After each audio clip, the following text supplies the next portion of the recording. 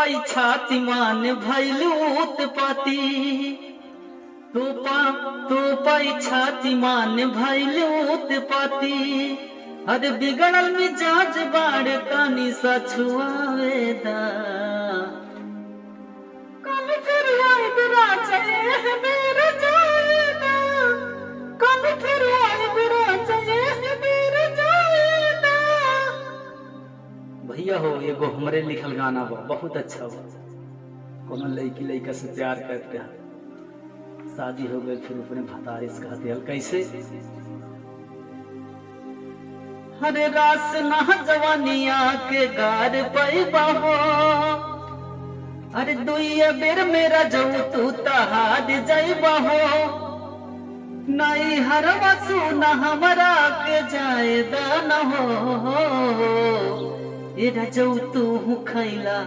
ए करे जाऊ तू खैला यार ओ के खाएदा न हो अरे रास ना जवानिया के गार पैबा हो दुइया बेर मेरा जाऊ तू तहार जाइबा हो नाई हर वसु न हमरा के जायदा न हो ए रजऊ तू खैला कर जाऊ तू खैला यार हो के खाएदा न हो। आगे कहा दिया बहुत सांसद वाला आय हाय चढ़ल जवनिया में मान बड़ी करे यहाँ तराज मुर जवनिया कहाँ रे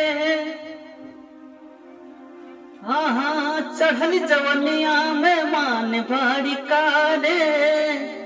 यहाँ तराज मुर जवानिया कहाँ रे अरे तू हो खैलो हो खैहो नहू के खाएदा न हो ए राज तू खैला करे जा तू खैला यार हो के खाएदा न हो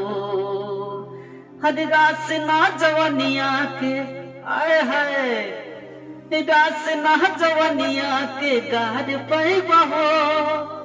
दुइये बेर मेरा जाऊ तू तहार जाइबा हो नाई हर वसु न हमरा के जायदा न हो